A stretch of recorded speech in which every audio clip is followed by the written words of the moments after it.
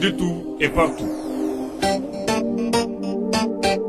Sur Radio Clédou 101.2, les animateurs causent, les artistes explosent et les auditeurs se reposent. Si tu n'existais pas, dis-moi pourquoi j'existerais. La Sotelma Malitel vous donne l'heure. Il est 7h. Le sport, les infos, la musique, l'actualité, le tout amusé et servi à chaud pour vous sur Radio Clédou.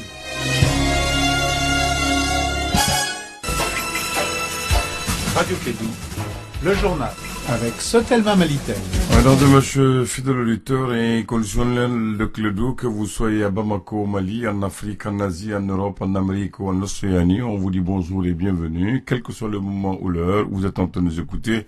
Si vous entendez ma voix, vous avez fait le meilleur choix, c'est Clédou, c'est doux et c'est pour vous, et c'est la matinale et c'est bon pour le mental. La matinale, nous sommes mardi 30 juillet l'an 2019, il est 7h en temps universel. Nous sommes deux dans ce studio, le présentateur se nomme Bakary Cissé, il vient de Ségou, il va présenter le journal. Je lui dis bonjour, bienvenue et je laisse le microphone. Bakary, vous avez la parole. Oui, merci à toi Abdoulaye. Bonjour à toutes et à tous. Bienvenue à cette édition, la première de Clédou Info. 2028 déplacés volontaires retournent à Yoro. La cérémonie de départ a eu lieu hier à Koro. À Koro, nous allons retrouver sur place Kassim Traoré pour des précisions. Et puis la France apporte une aide alimentaire aux populations des régions de Ségou et de Mopti. La valeur du don est estimée à peu près de 460 millions de francs à CFA.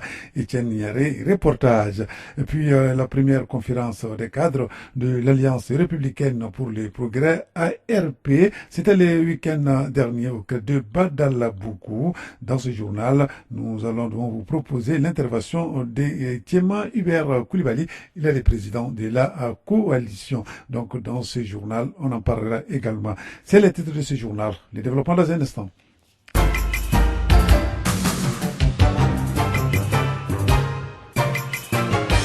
Et bienvenue donc à cette édition. Aujourd'hui, nous sommes le mardi 30 juillet 2019, la première session d'information de Clédou Info. Je le disais tantôt, 2028 déplacés volontaires retournent à Yoro. Ils veulent vivre dignement dans leur village au lieu de vivre de l'aumône ailleurs. La cérémonie de départ a eu lieu hier à Koro. Le point avec Kassim Traoré qui se trouve dans la localité. C'est l'unique carrefour de Koro qui a été choisi pour cette cérémonie. Une cérémonie qui n'est autre le respect d'un engagement pris par le Premier ministre Boubou Cissé. Boubacar Gaoussou Diarra, secrétaire permanent chargé du centre. Le chef du gouvernement a dégagé les moyens pour que les 654 personnes ressortissant du village puissent retourner. Aujourd'hui, c'est un premier groupe de 220 personnes environ qui retournent. Des mesures seront prises pour que les autres groupes puissent repartir à la diligence du maire de Yoro qui n'a qu'à nous saisir et les dispositions seront prises. Le chef de village de Yoro s'est réjoui de son retour. Mais le vieux Tanambou Tenga Ganame avait un chapelet de doléances. Il dit qu'il remercie beaucoup le gouvernement malien, mais tout ce que lui demande, en réalité l'hivernage est raté. Mais ce qu'il veut, il demande au gouvernement, le barrage là, réellement s'ils l'ont eu vraiment pendant la saison, après l'hivernage, réellement travailler au barrage, il sait que sa population pourra se nourrir à travers ce barrage là. La matronne du CESCOM de Yoro était en larmes, et pour cause. Salamata Belem, matronne. Moi, je suis une matronne. La maternité a été brûlée, le CESCOM aussi a été brûlé. Les voilà partir aujourd'hui. Quand elles vont, elles ne pourront pas travailler. Même si elles voient des difficultés, elles ne pourront pas intervenir. Dit que réellement, son point c'est là-bas. Surtout c'est là-bas. En tant que matronne, voir des malades, tu ne peux pas intervenir. Vraiment, ça ne sert à rien. Le secrétaire permanent chargé du centre a pris bonne note des doléances exprimées par les populations avant leur départ. Nous avons aussi pris note de la demande ici émise par le chef de village de faire en sorte que le CESCOM de Yoro puisse être rouvert. Le ministre en charge de la santé sera saisi. Nous avons aussi pris note de quelques demandes en matière de reconstruction du village, en matière de mise à disposition de médicaments. Toutes ces demandes vont être satisfaites dans le plus court délai. Après les salutations, les installations dans les différents minicars, sous escorte de l'armée malienne, quelques voitures ont pris la route de Yoro. De Koro, Kassim Traoré pour Radio Clédou. Voilà, donc là, nous allons rester avec Kassim. Cette fois-ci, après donc la cérémonie, nous allons écouter les maires de Yoro, Isaka Ganame, en tout cas, qui félicite l'État par rapport donc à cette réaction. On l'écoute. Vraiment, nous, on remercie sincèrement le gouvernement. On remercie toute la délégation qui est là. Ce que le gouvernement a fait à Yoro, là, réellement, c'était jamais vu. Puisque réellement, au bout de 5 jours, le gouvernement a sécurisé Yoro et que la plupart des populations sont arrivées et d'autres sont en train de partir. Et le gouvernement nous a assisté encore au retour de nos déplacés qui sont là. Et réellement, nous remercions beaucoup le gouvernement malien par rapport à ça. Vraiment, c'est quelque chose, vraiment, le gouvernement a fait son travail pour Yoro. Parce que quand l'appel a été lancé, le gouvernement, au bout de 5 jours, tout est réglé et tous les déplacés qui étaient à Dinangourou, Burkina, à Solid, Dinangourou, tous sont arrivés le 3e jour que les militaires sont arrivés. Donc en réalité, aujourd'hui, je suis en contact direct avec la population. Ils disent qu'ils sont très bien sécurisés. Vraiment, ils sont à l'aise. Et ce retour aussi, réellement, nous sommes très contents de ça. Que le gouvernement nous assiste à prendre toute la charge du retour. Vraiment, nous sommes très contents de ce gouvernement-là. C'est un gouvernement réellement de travail. En réalité, c'est un gouvernement en réalité, parce que vous savez qu'il y a beaucoup de cas qui se sont produits. Les gouvernements passés n'ont pas fait. Il y a des villages qui sont partis, jusqu'à présent ces villages ne sont pas de retour. Mais ce gouvernement, avec 5 jours, dans 5 jours, ils ont ramené toute une population de 18 000 habitants. Vraiment, nous remercions ce gouvernement. Voilà, vraiment, nous remercions ce gouvernement. Les propos sont du maire de Yoro, Isaka Ganame, propos recueillis par Kassim Traoré. Je le disais également dans les titres, la France apporte une aide alimentaire aux populations des régions de Ségou et Mopti. La valeur du don est estimée à près de 460 millions de francs CFA. La cérémonie de ceinture de l'engagement tenue entre l'ambassade de France au Mali et l'antenne du Mali du programme alimentaire mondial. Cette aide concerne, je le disais tantôt, les régions du Mopti et de Ségou. Reportage Etienne Niari. Les chiffres annoncent plus de 250 000 personnes en situation de crise alimentaire et nutritionnelle d'urgence dans les localités de Ségou et Mopti.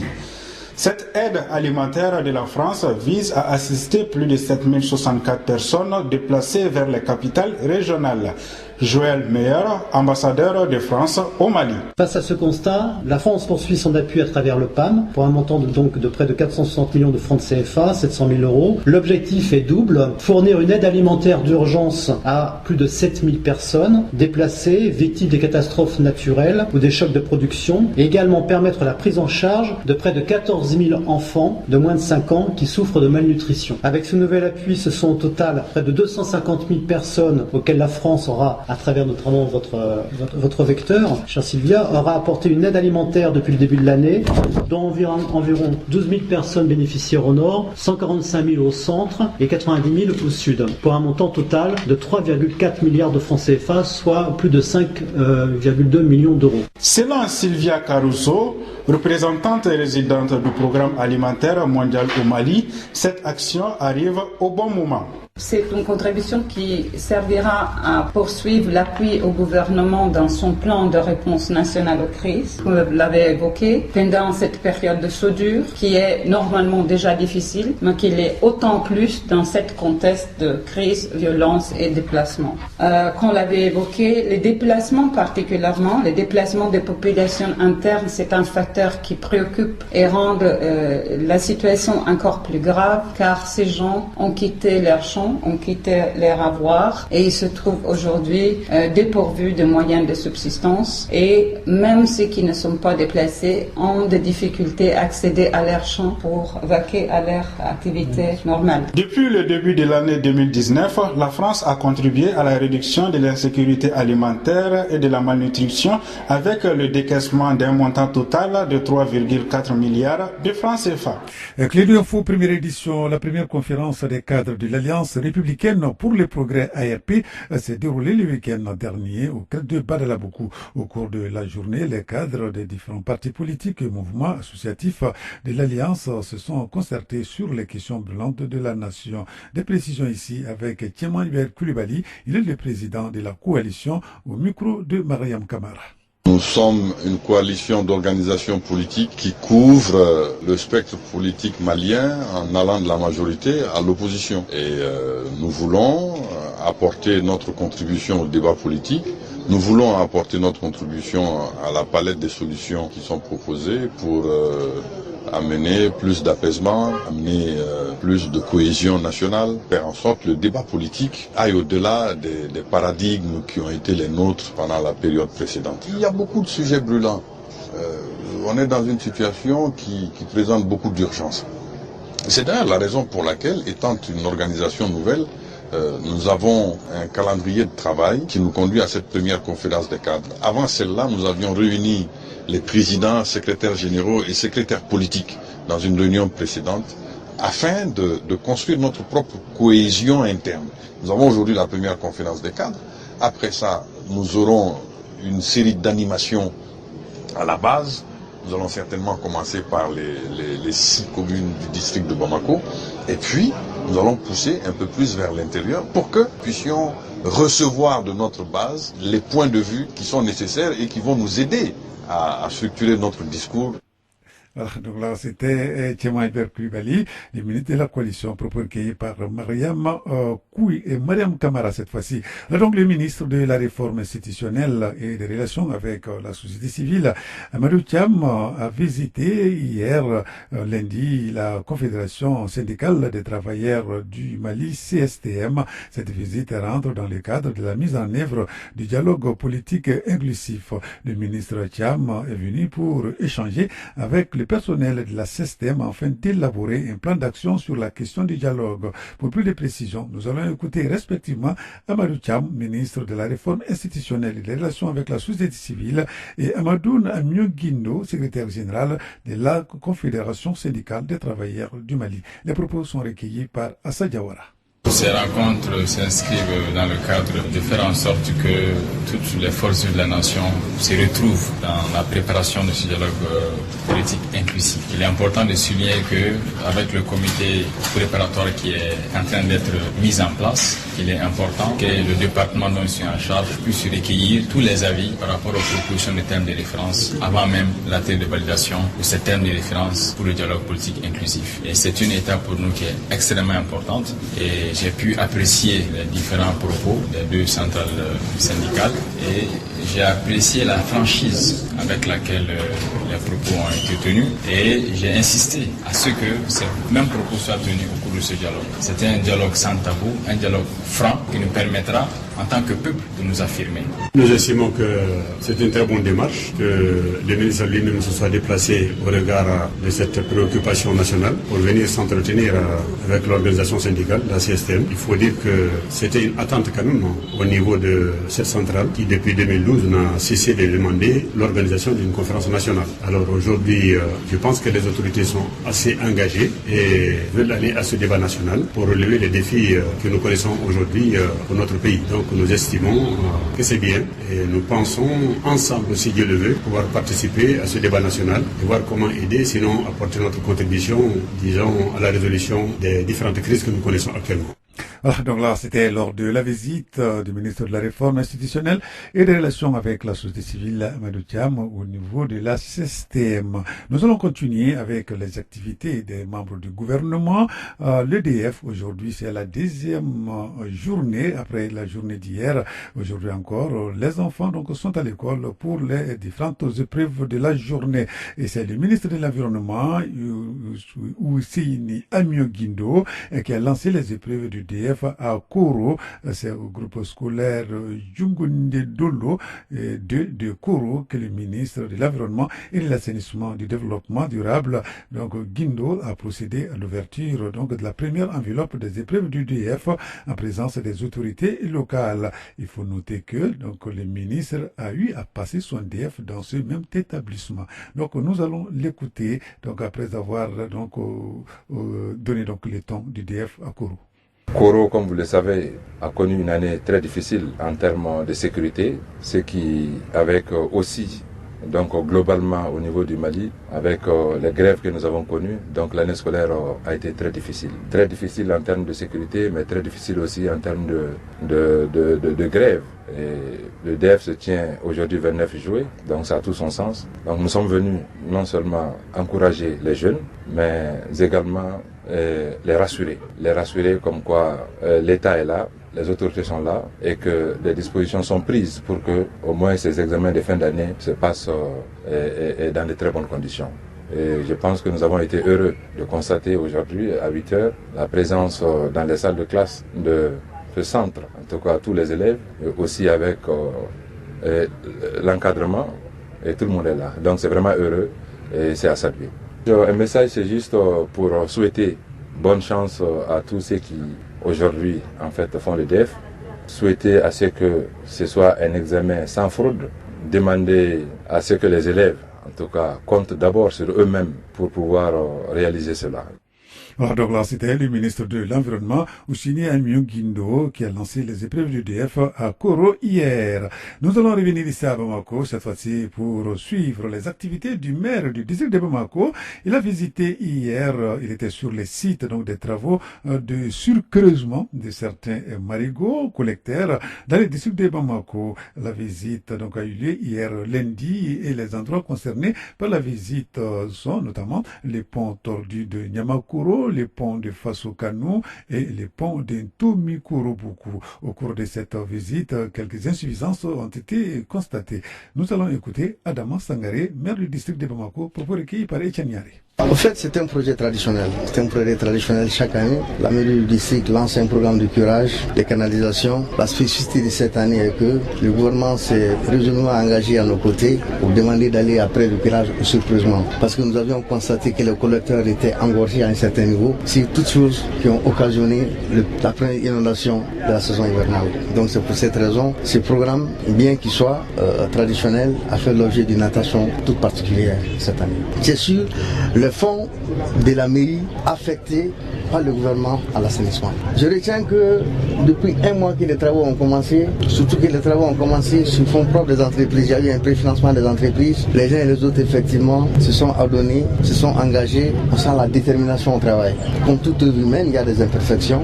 Pourquoi, effectivement, nous essayons de faire de façon hebdomadaire le contrôle. Les 6 maires sont en train d'évoluer sur le terrain pour voir est-ce que telle entreprise fait effectivement sa tâche de façon correcte ou pas. Et aujourd'hui, nous avons décidé de sortir ensemble pour voir qu'est-ce qui est fait sur le terrain. Donc les insuffisances qui ont été constatées ça et là, surtout quant à l'enlèvement des déblays, ces insuffisances feront l'objet d'une correction très urgente. Damas Sangari, maire du district de Bamako, propos recueillis par Etienne Niaré, puis Mali Comédie Star. C'est le nom d'une nouvelle émission de télé-réalité consacrée à l'humour. Cette première édition va commencer le 13 août prochain et prendre fin le 29 septembre sur Africable Télévision. L'information a été donnée lors d'une conférence de presse. C'était le week-end ici à Bamako. Mali Comédie Star est une initiative de la société Prestatop. Donc, cette rencontre va regrouper une dizaine de jeunes humoristes de Bamako et de Kati. Maintenant, nous parlons santé, d'identification des affaires en vue d'interpeller le Mali devant la Cour de justice de la CEDEAO pour l'adoption d'une loi contre l'excision. C'est l'objectif d'un atelier qui s'est tenu le samedi ici à Bamako. Il était organisé par l'Association malienne pour le suivi et l'orientation des pratiques traditionnelles en partenariat avec Equality News. Donc nous allons écouter Fanta Diakité qui nous propose un reportage par rapport donc à cet atelier. L'Association malienne pour le suivi et d'orientation des pratiques traditionnelles AMSOPT milite pendant des années en partenariat avec Equality Now afin de stopper la pratique de l'excision en Afrique en général et particulièrement au Mali. Brahima Balo, chargé des programmes dans la dite association. Depuis 2018, Equality Now AMSOP et tous les acteurs maliens qui travaillent contre l'excision se sont réunis pour faire unifier des routes, pour renforcer l'environnement juridique en faveur de l'abandon de l'excision. Donc cela nous a conduit à identifier la piste qui consiste à interpeller le gouvernement malien devant la Cour de justice de la CEDEAO pour amener le gouvernement malien à protéger les femmes et les filles contre cette pratique. Pourquoi aller vers une interpellation du Mali devant la Cour de justice de la CEDEAO? Des éléments de réponse avec Brahima Ballo. Nous devons également renforcer notre espace législatif par des textes qui seront mis en application. Cela augmentera la possibilité pour les filles et les femmes victimes de cette pratique-là d'avoir des recours de réparation devant la justice. Et également, cela légitimerait fort la lutte contre l'excision. Selon la présidente nationale de l'Association pour le progrès et la défense des droits des femmes, cet atelier d'identification des affaires en vue d'interpeller le Mali devant la Cour de justice est une belle initiative. Diawara Bintou Koulibaly. Il y a eu plusieurs tentatives de propositions d'avant-projet de loi concernant les MGF. Cela n'a pas abouti. Je me rappelle, ça fait la énième fois que nous faisons des plaidoyers pour l'adoption de cette loi. On n'a pas eu vraiment d'aboutissement. Aujourd'hui, il est temps qu'on aille vers une loi parce que la loi n'est pas que répressive, elle est aussi dissuasive. Pour mener à bien ce combat, l'AMSOT et Equality Now se sont procurés d'un avocat dans le but de monter un bon dossier. Désiré Eglimana, avocat à l'Institut pour le droit de l'homme et le développement en Afrique. Pour moi, en tant qu'avocat, eh bien, vous comprenez que je suis très excité d'être ici et de pouvoir parler aux intervenants dans le domaine de la lutte contre l'excision ici au Mali et de savoir davantage quelles sont les entraves pour ne pas en venir avec les lois propices pour lutter à jamais contre ce fléau ici au Mali. Notons que cet atelier a regroupé plusieurs grandes associations militantes dans le domaine de protection des droits des femmes et des filles au Mali. Alors, merci Fanta Diakité, ce qui va mettre fin à cette édition, la première de Clé d'Info. Il est exactement 7h, passé de 21 minutes dans notre studio. Restez avec nous. Donc, dans 5 petites minutes, nous allons retrouver Seriba Diouf dans notre rubrique circulation routière.